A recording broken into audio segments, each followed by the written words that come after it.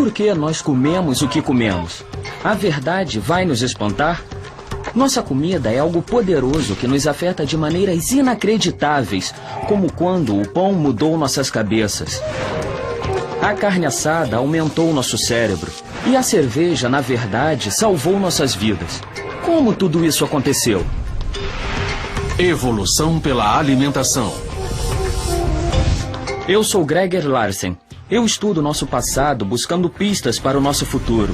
A história de como nos tornamos os humanos de hoje em dia me fascina porque é cheia de reviravoltas inesperadas e ligações surpreendentes. Viaje comigo pelo mundo, através do tempo e pelo interior do corpo humano em busca de respostas sobre tudo que nós comemos. Isso é realmente bizarro. Hoje os humanos habitam o planeta inteiro. Mas há milhões de anos nós vivíamos em apenas um lugar, a África. O que nos deu força para conquistar o mundo? Será que uma ponta de flecha como essa foi a resposta para a nossa impressionante jornada? A caçada nos tornou humanos? Senhoras e senhores, meninos e meninas de todas as idades, podem chegar! Isso é quem somos. Nós comemos. Mas como faz parte da automática do nosso dia a dia, nunca pensamos a respeito. Hoje, alguns dos maiores guerreiros da comida da América se reúnem em busca do título de campeão nacional como comedor de cheeseburger. Nossos primeiros ancestrais provavelmente tinham muito em comum com esses caras. Porque ao acordar, a primeira coisa que pensavam era quanto eu vou comer hoje. 5, 4, 3, 2, 1, já! Na realidade, para os nossos ancestrais, encontrar o que comer não era divertido, mas uma questão de vida ou morte. Então, por que exatamente a comida é tão importante? Comida significa sobrevivência. No nosso dia a dia, podemos viver sem várias coisas, incluindo arte, tecnologia e até mesmo sexo. Mas sem comida, morremos em pouco mais de um mês. Felizmente, nós possuímos sentidos e instintos que foram feitos para nos ajudar a localizar alguma coisa para comer. E quando encontramos a comida, temos que agradecer ao sol. Por quê? Porque as plantas captam a energia do sol para crescer. E os animais comem as plantas. Quando nós comemos plantas e animais, na verdade estamos consumindo a energia do sol para abastecer nosso próprio corpo. A comida também nos reconstrói. Literalmente, somos o que comemos. Na verdade, os átomos de carbono no cheeseburger que você comeu semana passada já podem estar no seu DNA. Todos os seres vivos estão desempenhando exatamente o mesmo jogo evolutivo. As 3 primeiras regras são comer, sobreviver e reproduzir. Se você não cumprir a primeira regra, comer, será difícil alcançar as outras 2.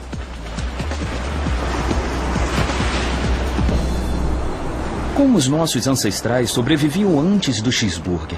Vamos voltar a 6 milhões de anos e descobrir.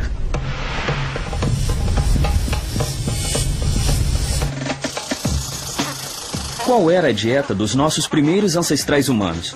Provavelmente ela incluía muito do que está aqui. Frutas, tubérculos, folhas verdes, vegetais. Resumindo, salada de fruta. O tipo de alimento que deveríamos ingerir, mas só o fazemos quando estamos de dieta.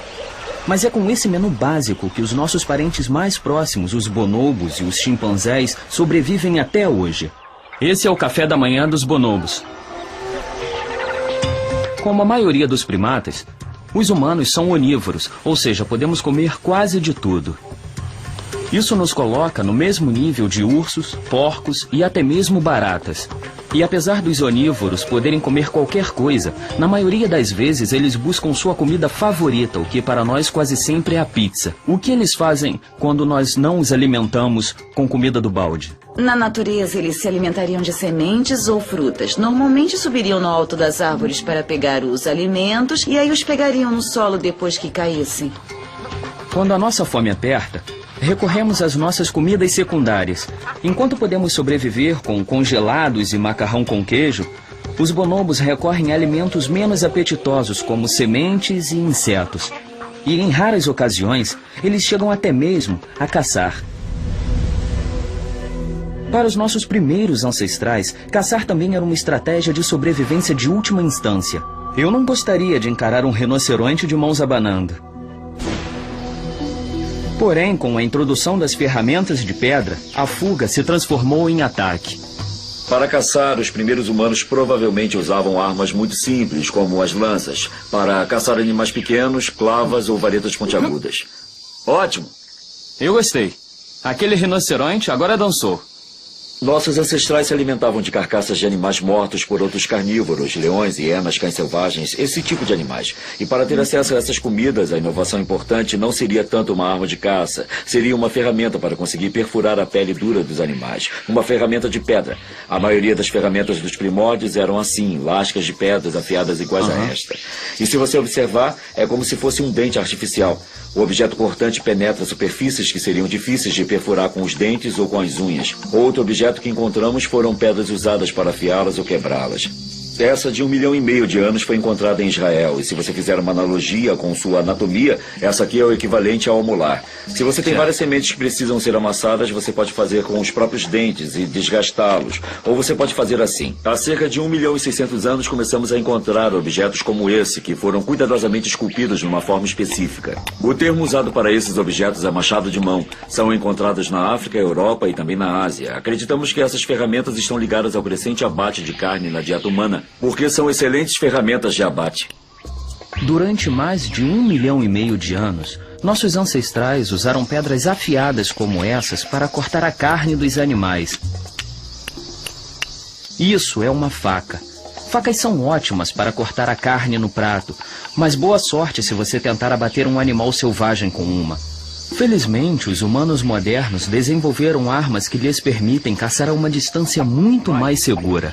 De 50 a 100 mil anos atrás, começamos a descobrir o uso de projéteis, armas de pedra e ossos projetadas para matar à distância. Foi uma inovação crucial, uma inovação que, pelo que sabemos, foi conseguida apenas por membros da nossa espécie, o Homo sapiens. Essa arma antiga é a lança de mão, era como um rifle de um tiro só. Caçar com projéteis como os nossos ancestrais é como caçar com uma metralhadora. Você teria mais de um tiro. Se eu errasse rapidamente, poderia atirar outra lança. Isso, segure firme entre o polegar e o indicador. Apesar de a minha habilidade com a lança não ser lá essas coisas, para os nossos ancestrais essa inovação mudou tudo.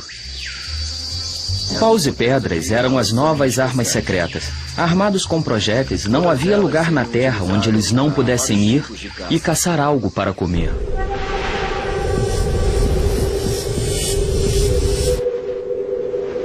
Inclusive na Groenlândia, onde o gelo cobre a maior parte da ilha e quase não há vegetação comestível para os humanos. Os inuitas se adaptaram à vida aqui caçando os animais nativos, como focas, baleias e renas. Isso é o mais distante da salada de frutas que você pode chegar. Jantar aqui é carne. Na verdade, a carne é tão importante para a sobrevivência que a tradição de caça tem sido passada há gerações, fazendo da Groenlândia o local onde se vê a mais pura cultura de caça em existência. Aprendi a caçar com meu pai e com os caçadores mais velhos. Como caçadores profissionais, a Massa e sua esposa entendem mais do que ninguém os desafios da sobrevivência. A comida nativa é o que há de melhor para se comer na região ártica. É muito importante. Tem um grande macho lá, depois dos lagos. Quando eu caço o boi almiscarado, eu sempre levo binóculos e o meu rifle. Nossos ancestrais podiam não ter binóculos ou rifles de alto alcance, mas caçar com lanças com ponta de pedra deu a eles uma grande vantagem de sobrevivência. Agora, não importa para onde fossem, dos trópicos à tundra, eles podiam contar com a carne em suas dietas o ano todo. Para os nossos ancestrais, caçar foi um passaporte para o planeta, uma inovação essencial que tornou possível para os humanos deixarem seus lares e povoar o mundo inteiro. Com a habilidade de caçar, os ancestrais diretos de todos que vivem no planeta hoje em dia se espalharam por todo o globo em busca de comida. Toda essa movimentação ao redor do planeta teve um efeito inesperado. À medida que os grupos de humanos migraram para o norte, a comida mudou a pele das pessoas de maneira impressionante. A comida mudou nossa aparência? Há uns 90 mil anos, Os primeiros humanos modernos, ancestrais direto da população do planeta hoje em dia, se aventuraram para fora da África. Alguns foram para a esquerda, outros para a direita, e não demorou muito para se espalharem pelo globo. Um nutriente em particular teve papel fundamental nessa jornada: a vitamina D, que é essencial na formação dos ossos.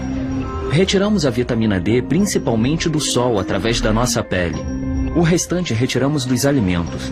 Quando nossos ancestrais chegaram às latitudes norte, onde o sol é mais fraco, seus genes mudaram. A pele deles tornou-se mais clara, permitindo que eles absorvessem vitamina D suficiente para sobreviver. Mas no topo do planeta, onde o sol desaparece no inverno, aconteceu algo ainda mais estranho. É de se esperar que aqui em cima, onde o sol é mais fraco, os inuitas tivessem a pele mais clara de todos para absorver o máximo de luz solar e produzir vitamina D. Na verdade, o oposto ocorreu com outro grupo. Observamos isso através do Ártico. Da Sibéria ao Alasca, o povo nativo possui uma cor de pele mais próxima daqueles que vivem perto do Equador. Qual é a conexão? A comida. Nós comemos muito peixe.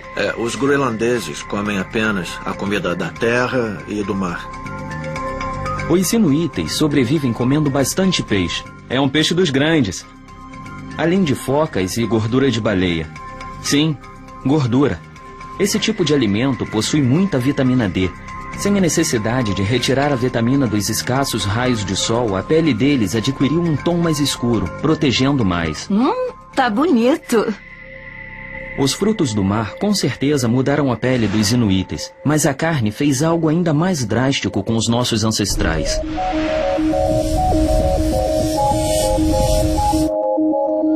É impressionante imaginar que somos os únicos sobreviventes do que antes já foi uma extensa árvore genealógica humana.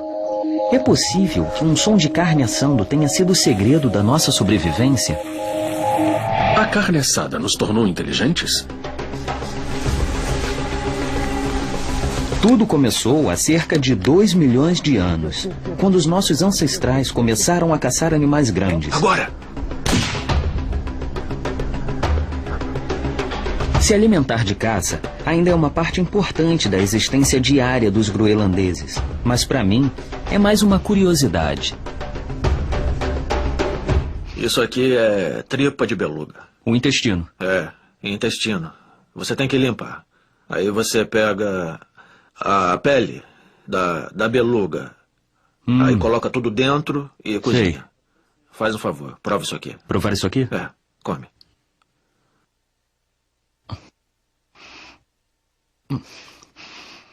É duro. É salsicha da Groenlândia. Salsicha da Groenlândia. Vai querer boi mascarado? É claro, manda ver. A carne sustentou nossos ancestrais com um combustível de alta octanagem, essencial para a sobrevivência deles. Mas a verdadeira mágica da carne não havia despertado até que eles acrescentassem o fogo.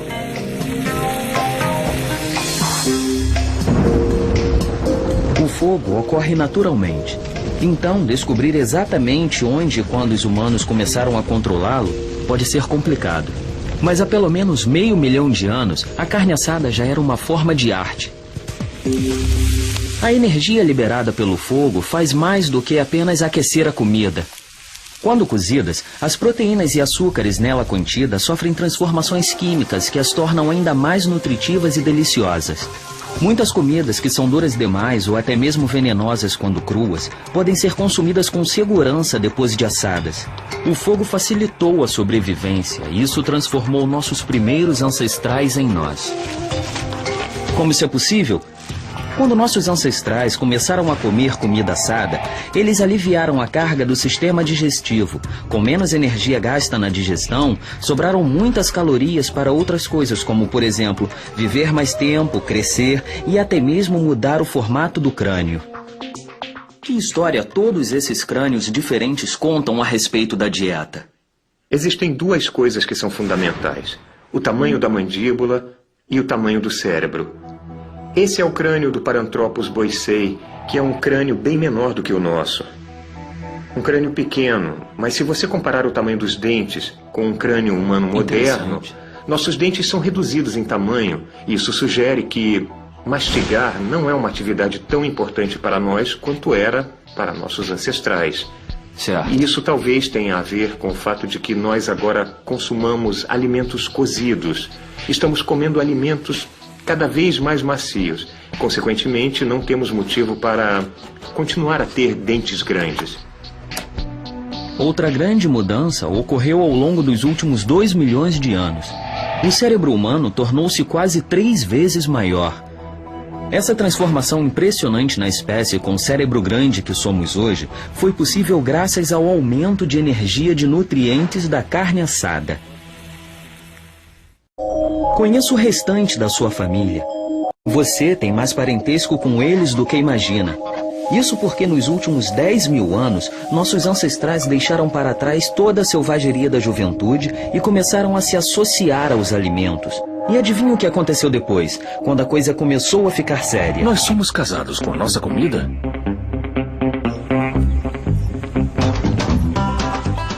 Plantas e animais são produtos de um relacionamento romântico e simbiótico entre nós e o mundo natural.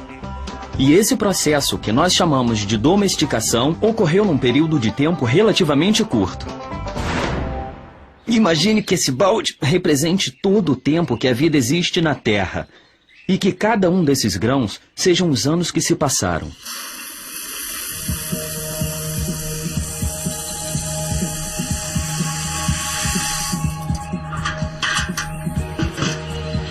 Desses 3 bilhões e meio de anos, essa é a quantidade total de tempo que os humanos modernos estão no planeta.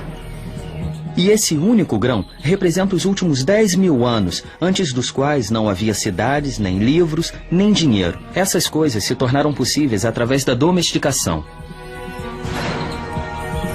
A domesticação é um processo onde as plantas e animais selvagens são gradualmente transformados em algo novo. Fontes de alimentos pacíficas que fornecem as provisões que precisamos onde vivemos.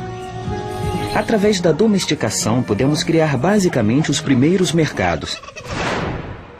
Para ter uma melhor compreensão de como isso funciona, eu vim a uma escola de veterinária para observar mais de perto, literalmente. Para estudar seu processo digestivo, essas vacas foram equipadas com algo que eu poderia chamar de portinhola. As vacas possuem um sistema digestivo único que consegue digerir a celulose.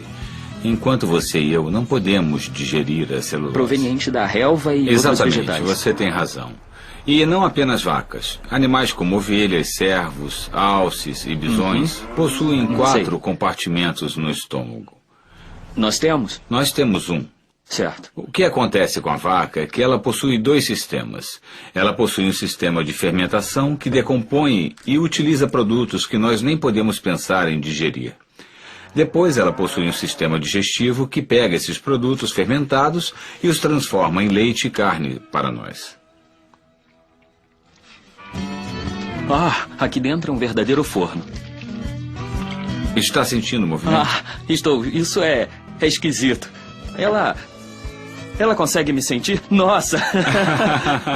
Eu não vou perder um dedo aqui, vou? Não, ela não consegue sentir. Mas eu sinto. Como os humanos conseguiram transformar vacas selvagens em máquinas de fabricar leite? Isso é bizarro.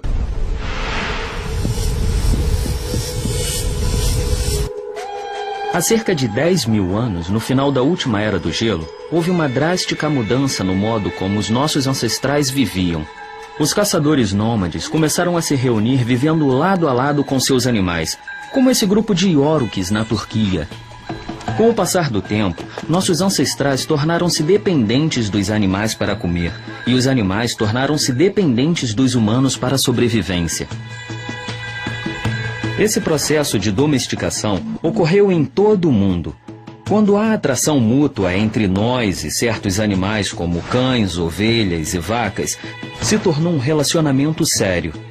Sendo animais sociais, nós vivemos bem juntos e os humanos foram aceitos como líderes do rebanho. Agora, na saúde, na doença, até que a morte nos separe, nós nos casamos com a nossa comida.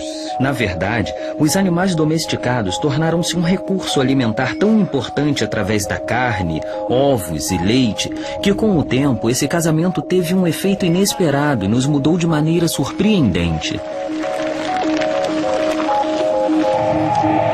O leite nos transformou em mutantes?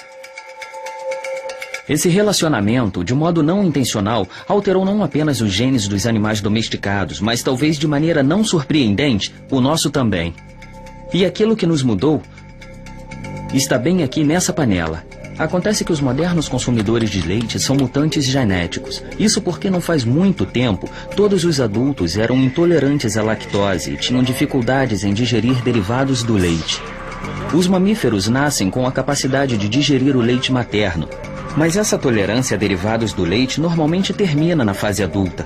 Porém, pessoas em lugares como a Europa e no Oriente Médio, onde criavam animais leiteiros, desenvolveram a capacidade de consumir derivados do leite ao longo de suas vidas. Por isso que comidas como queijo, manteiga, iogurte e sorvetes são tão populares em locais como Turquia e França. Mas raramente estão no menu no extremo da Ásia, onde derivados do leite deixam as pessoas enjoadas. E eu, como um mutante bebedor de leite, fico feliz por isso ter acontecido.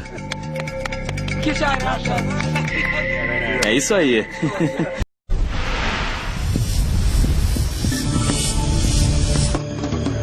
Esse processo contínuo de se mudarmos a natureza nos muda, não se restringiu aos nossos animais. Nós tentamos isso em tudo, inclusive na nossa mais importante fonte de alimento, as plantas. Em diferentes locais em todo o mundo, os humanos transformaram algumas plantas seletas. Essas plantas domesticadas, como o arroz, milho e trigo, agora compõem grande parte da nossa dieta. E sua aparência e o sabor não têm nada a ver com os de seus primos selvagens. Como nossos ancestrais conseguiram reproduzir essas aberrações da natureza? Nós sabemos do que gostamos, e ao expressar nossa preferência por uma certa variedade de planta, nós alteramos a genética de cada uma das plantas que nós comemos. O maior exemplo é a história de como a cenoura ficou laranja. A cenoura silvestre existia em todas as cores, branco, vermelho, roxo, mas nunca laranja. Acontece que esta espécie só assumiu a sua cor característica há 300 anos, quando um fazendeiro holandês patriota usou uma semente de cenoura mutante amarela para criar uma cenoura com a cor da família real holandesa, a Casa Laranja. Quase do dia para a noite, a cenoura laranja tornou-se tão popular que foi plantada em todas as partes do mundo. E agora, boa sorte se você tentar achar uma cenoura que não seja laranja. Através da domesticação, nos casamos com a nossa comida e era hora de nos estabelecer. E quando criamos raízes, surgiu algo novo, a civilização. Bem-vindo aos primórdios da civilização. Mais de 6.000 anos antes dos egípcios construírem as pirâmides, os habitantes desse assentamento plantavam as sementes do nosso mundo moderno e as transformavam em algo novo. E as comidas que eles estavam comendo tiveram um efeito assustador no esqueleto deles. O que houve? O pão mudou nossas cabeças? Há cerca de 9.000 anos, as pessoas começaram a comer, construir e viver juntas aqui e continuaram durante mais ou menos 1.000 anos. E quando decidiram se reunir num local por um longo período de tempo, coisas interessantes começaram a acontecer. No seu auge, Cataluyuk possuía cerca de 8.000 moradores. Era o local mais densamente povoado do mundo. A Tóquio da sua época. Esse novo estilo de vida, porém, exigia uma revolução alimentar. Esse é um dos primeiros lugares que conhecemos onde as pessoas deixaram de se deslocar em pequenos grupos, deixando de seguir animais selvagens ou colhendo frutos e plantas sazonais. Eles se assentaram e começaram a explorar o ambiente. Foi em algum lugar aqui perto, no sul da Turquia, onde o pão de trigo passou por uma mudança genética crucial. Isso nos ajudou a comê-lo, mas com um detalhe. Suas sementes agora exigiam que os cultivos humanos aumentassem. O que brotou em seguida foi talvez a mais importante mudança que os humanos já conheceram: a agricultura. Aprendemos muito a respeito da dieta deles através da análise do desgaste dos dentes.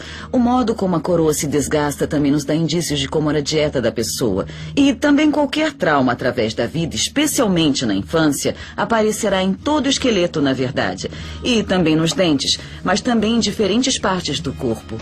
Então, com os objetos que encontramos nesse local, o grão e os ossos de animais, podemos descobrir qual era a dieta, e isso pode ser confirmado estudando os esqueletos. Sabemos que eles praticavam a agricultura através desses restos de plantas que encontramos no local. Nesses locais, as pessoas moíam os grãos fazendo farinha. Com os fornos, eles cozinhavam a farinha transformando-a em pão, e esse pão era poderoso. A comida mudou nossos ancestrais de novo, mas, dessa vez, os resultados foram negativos e as evidências desses eventos dramáticos estão escritas nos ossos. O que estamos vendo aqui? Estamos olhando para uma cova. As pessoas viviam em casas e quando morriam eram enterradas lá mesmo, mas não havia muito espaço. Então eles reutilizavam as plataformas do chão por várias e várias vezes para enterrar as pessoas. Que evidências existem nesses ossos de diferentes formas de vida, os tipos de coisas que poderiam afetá-los quando começaram a se assentar e a viver mais próximos? Nós podemos ver os efeitos de doenças contagiosas por viverem tão próximos. O que não teria sido o caso se eles ainda fossem... o que não teria sido o caso se eles ainda fossem uma sociedade caçadora. Certo. Vemos anemia, por exemplo, e a anemia pode ser causada por uma dieta pobre em ferro ou desnutrição, mas eles consumiam carne e a dieta deles era variada, então eles não foram tão negativamente afetados como em outros antigos sítios agrícolas que já vimos. Avançando 4.000 anos para quando a civilização realmente começou a decolar, as pessoas estavam vivendo em cidades densas, com seus animais confiando cada vez mais em grãos de cereais e não se deslocavam tanto. Se somarmos isso tudo, teremos uma receita para desnutrição, problemas sanitários e inúmeras novas doenças e parasitas.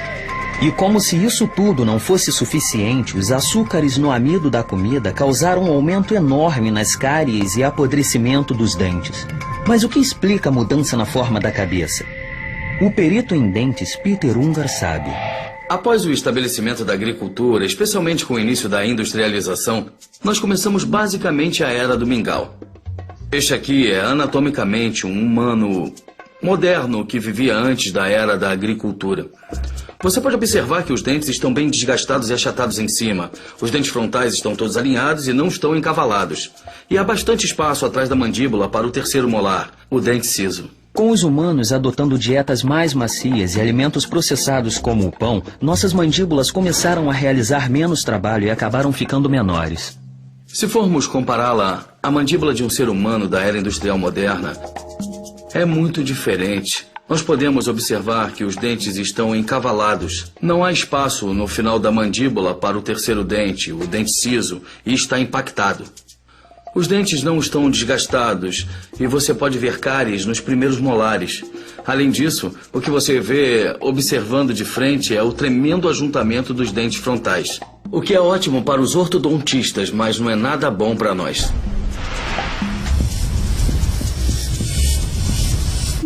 Mas as mudanças na cabeça causadas por alimentos macios como o pão eram as menores preocupações dos nossos ancestrais. Pessoas demais vivendo próximas demais causou sérios problemas com a água potável. Felizmente, nossos ancestrais tinham uma solução. Uma bebida espumante que foi crucial para o sucesso do início da civilização que conhecemos. A cerveja salvou a civilização?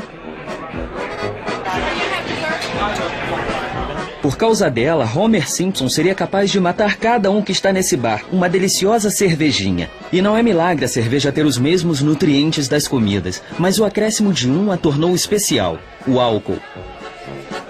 Já houve um tempo em que os humanos não consumiam bebidas fermentadas? Provavelmente não. Mas a cerveja sempre foi muito mais do que um lubrificante social. A cerveja está presente desde o início da civilização.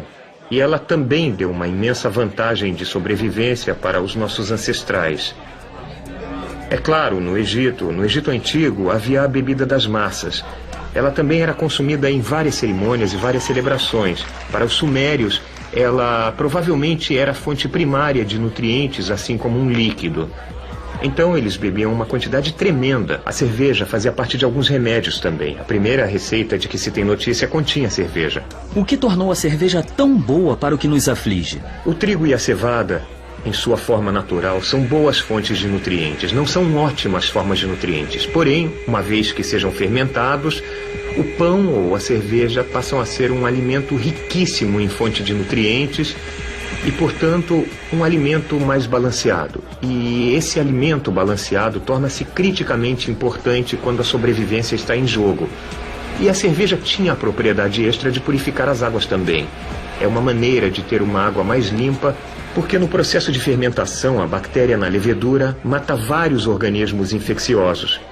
Saúde! Em parte, graças à cerveja, uma bebida segura e um superalimento, as cidades cresceram ainda mais. E quando cresceram, a comida tornou-se cada vez menos importante para a sobrevivência. E mais importante culturalmente. O que comemos se envolveu com religião, costumes e crenças pessoais.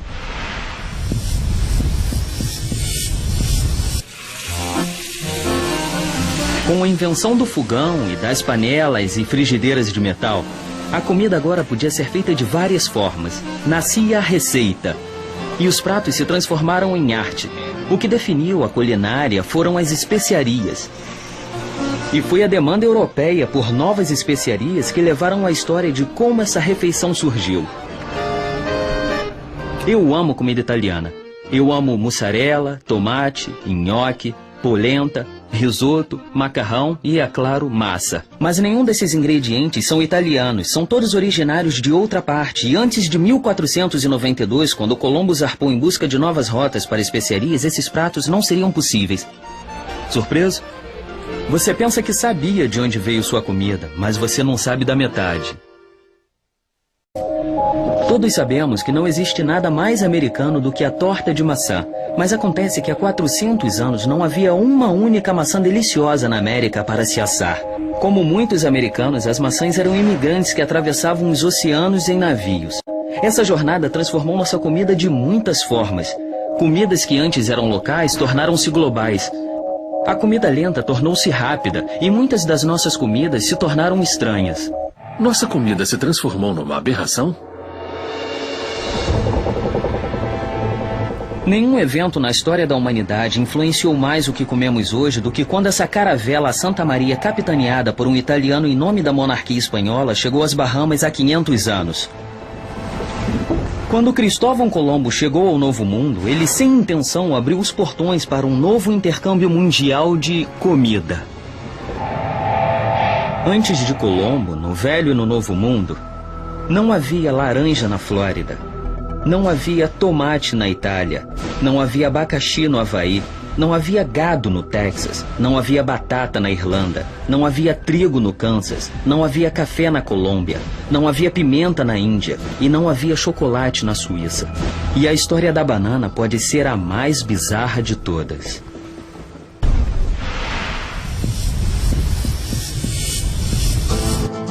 Essa é a boneca Barbie da comida. Famosa mundialmente, desejada universalmente, descrita como perfeita e ainda assim como a boneca é completamente manufaturada. Tem um formato nada natural e é 100% incapaz de fazer sexo. Ainda assim, esse é o segredo porque a banana é a fruta favorita do mundo. E a história de como ela se tornou o acompanhamento de cereal matinal preferido é um microcosmo do nosso complicado relacionamento com a nossa comida nos últimos milhares de anos. A banana não é originária da América Central, ela é originária do sudeste da Ásia. Quando navios espanhóis a trouxeram para o Novo Mundo, a banana se modificou completamente, assumindo o formato curvo que conhecemos hoje em dia. Ficou claro agora? Sentado na primeira fila para conhecer essa história bizarra, eu vim até uma plantação de bananas na Costa Rica. Essa é uma espécie de banana silvestre? Exatamente. Sim. Exatamente. Tudo bem. Então, essas são as sementes de uma banana comum.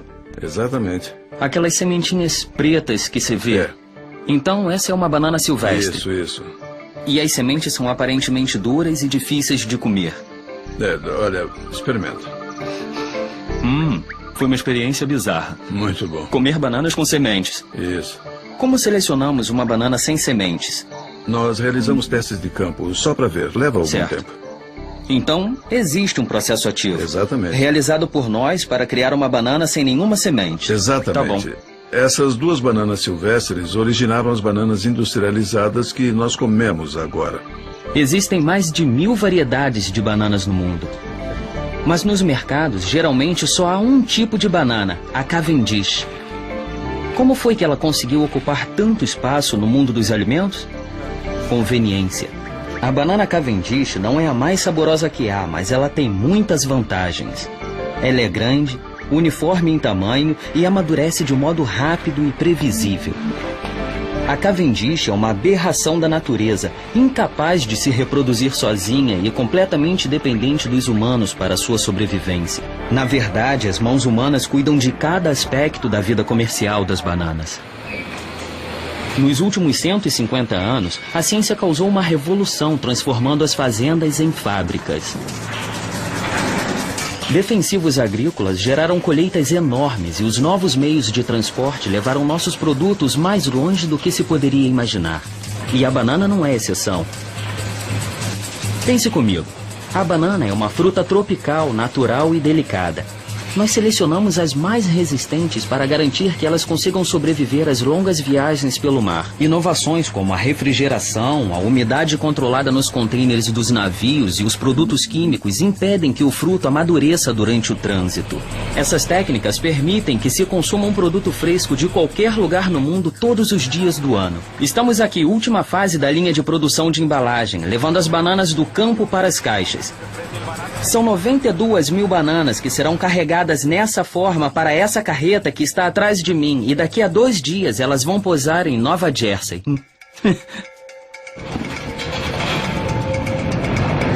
Existe um lado obscuro nisso tudo. Por exemplo, você não precisa ir muito além da banana. Isso porque cada banana que você come é um clone cultivado em laboratório.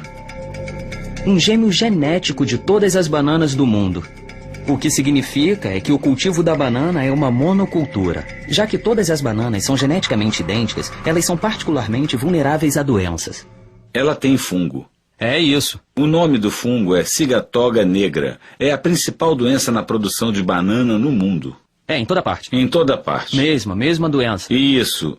Monocultura é o problema. É, claro. Com a praga, é claro. É porque a praga é como se fosse uma fechadura. E se você só tem um tipo de fechadura e a praga tem a chave, ela pode vir para qualquer lugar.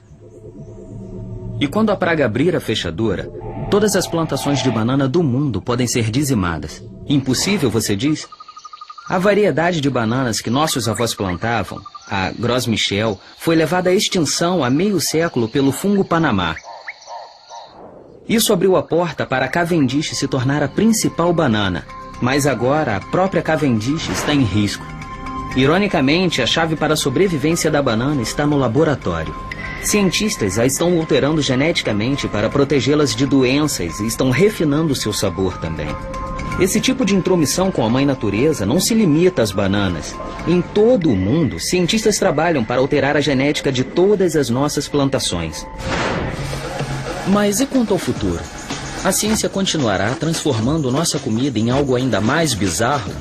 Ou ela vai nos salvar de uma possível crise alimentar que ameaça o planeta inteiro? Em todo o mundo, cientistas trabalham para alterar a genética de todas as nossas plantações. Esse é o mundo superdimensionado da comida em que nós vivemos hoje. Ele vai da sobrevivência ao esporte. Em um mundo em constante mudança, o que nós vamos comer daqui a 100 anos? Qual é o futuro da comida? Coney Islands, eu quero ouvir a contagem regressiva. 10, 9, 8... Com quase 7 bilhões de pessoas no mundo e bilhões de cabeças de gado que dependem de nós para se alimentar, a comida tornou-se um produto industrial.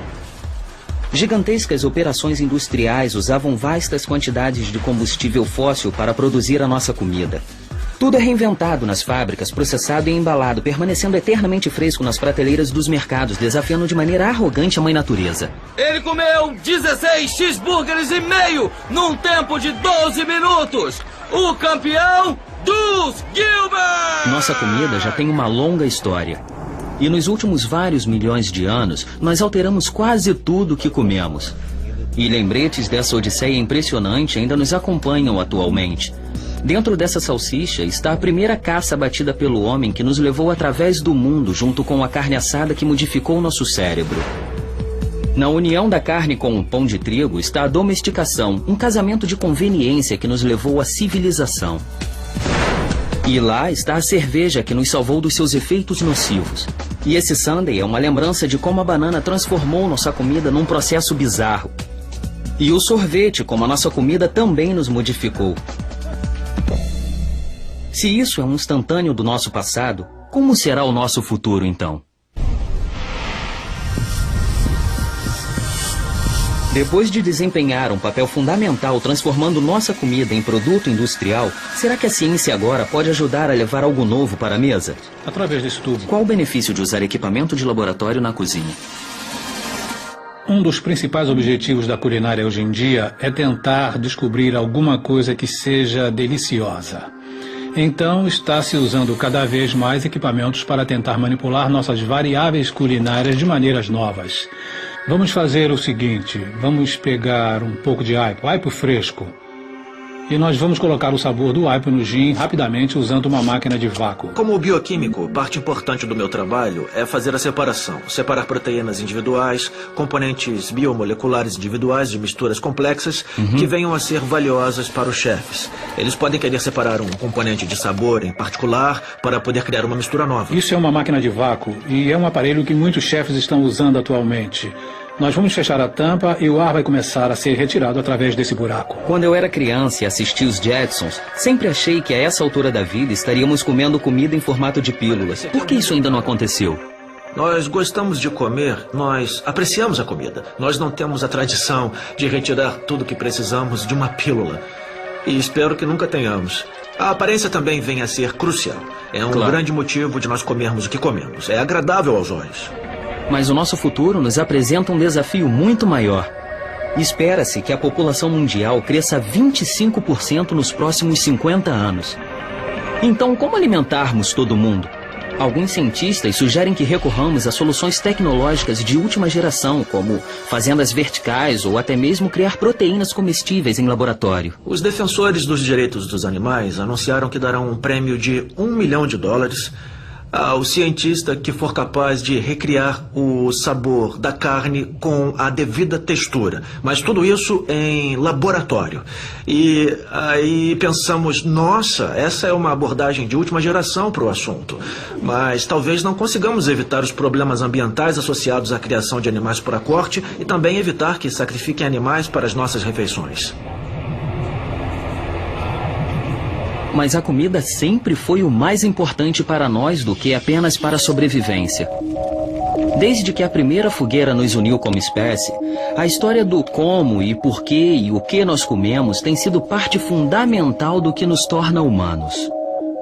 No geral, você cozinha para agradar alguém ou para se exibir para alguém. De qualquer forma, é uma interação social. Comida não é só nutrição. Comida é intercâmbio. Comida é um símbolo de amor. Comida é uma expressão de criatividade, assim como é um produto da tecnologia, um produto da ciência que está sujeita à nossa manipulação. A comida do futuro é deliciosa. O que estaremos comendo daqui a 1000 anos? Apesar de ser impossível saber com certeza, o que nós sabemos é que, à medida que nosso relacionamento com a comida evoluir, continuaremos a mudá-la, assim como ela continuará a nos mudar.